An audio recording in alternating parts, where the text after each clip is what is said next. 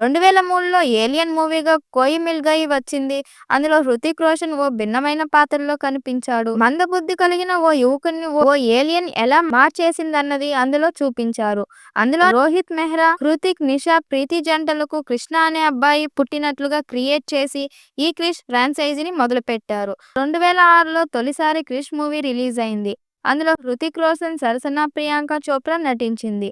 ఆ మూవీని 40 కోట్ల బడ్జెట్‌తో తెరకెక్కించగా ఏకంగా 126 కోట్లు వసూలు చేసింది. ఆ తరువాత 2013లో 'క్రిష్ 3' వచ్చింది. ఇప్పుడు 12 ఏళ్ల తర్వాత 'క్రిష్ 4' అనౌన్స్ చేశారు. ఈ మూవీ రిలీజ్ ఎప్పుడన్నది చూడాలి. 'క్రిష్ 4' కోసం హీరోనే డైరెక్టర్‌గా మారుతున్నాడు. హృతిక్ రోషన్ ఈ చిత్రాన్ని డైరెక్ట్ చేయాలని నిర్ణయించుకున్నారు.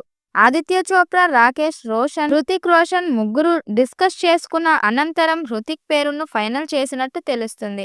ఇప్పుడు ఈ వార్త బాలీవుడ్ ఇండస్ట్రీలో సంచలనంగా మారింది. గతంలో ఎప్పుడూ కూడా హృతిక్ రోషన్ డైరెక్ట్‌గా ఒక్క సినిమా కూడా తెరకెక్కించలేదు.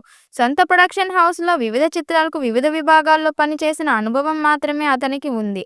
అయితే 'క్రిష్' ఫ్రాంచైజీలో నటించిన అనుభవంతోనే డైరెక్ట్‌గా అడుగులు వేసేందుకు హృతిక్ సిద్ధమయ్యాడనే టాక్ వినిపిస్తుంది. ఒకేసారి హీరోగా, డైరెక్ట్‌గా పనిచేయడం అన్నది కత్తి మీద సాము. అంతేకాకుండా సూపర్ హీరో చిత్రాలు తెరకెక్కించడం అంటే మరింత సవాల్‌గా మారుతుంది. మరి దీన్ని హృతిక్ రోషన్ ఎలా డీల్ చేస్తాడో చూడాలి.